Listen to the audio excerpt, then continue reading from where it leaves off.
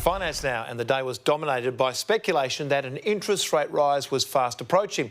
But it turns out that may not be the case at all. For more on this, let's bring in Chief Investment Officer Scott Phillips from Motley. Scott, good evening. And for the first time in 2022, the RBA met today and left rates on hold at 0.1%. But how long will it stay put? Tomo, good evening and a great day to be rejoining you for the year, as you say. It's going to be an interesting one. Plenty of people expected the RBA to put their hand up and say it's going to happen sooner than we previously expected. Turns out they are going to change some things pretty immediately. The bond buying program, or QE, quantitative easing, that's stopping effective on Feb 10. So that's literally a very, very fast halt to that one. They are still saying that they're going to be patient, to use their word. They still want to see wages growth. Whether that is genuinely what happens or whether this is a slight but deliberate move towards a rate increase sometime soon remains to be seen. I still reckon, the market still reckons it's sometime this year, but maybe not as early as otherwise was planned. All right, we'll have to wait and see. Now, the ASX closed 0.5% higher today, the highest we've seen in a week.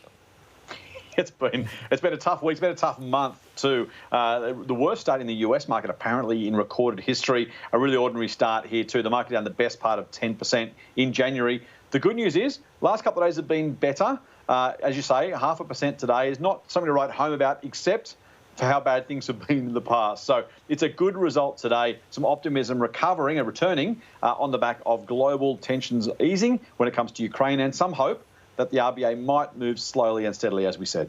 Yes, some encouraging signs. Now, the festive season is over, but it seems holidays are still front of mind. Travel stocks did well today.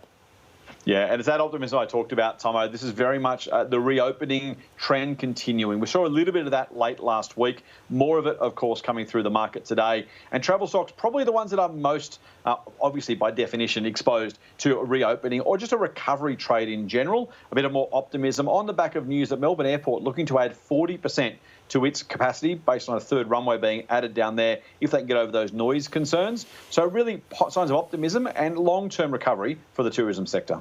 And before we go, Scott, what are the US futures pointing to? After a busy month and a bit, we've got plenty of volatility, but at the moment, US futures are almost dead flat, Tomo. A slight increase on the S&P, a slight decrease on the NASDAQ. But as we know, headlines will drive markets, particularly at the moment. So we'll see what the night brings and what brings us tomorrow morning as well. Scott Phillips, thank you. Thanks, Tomo.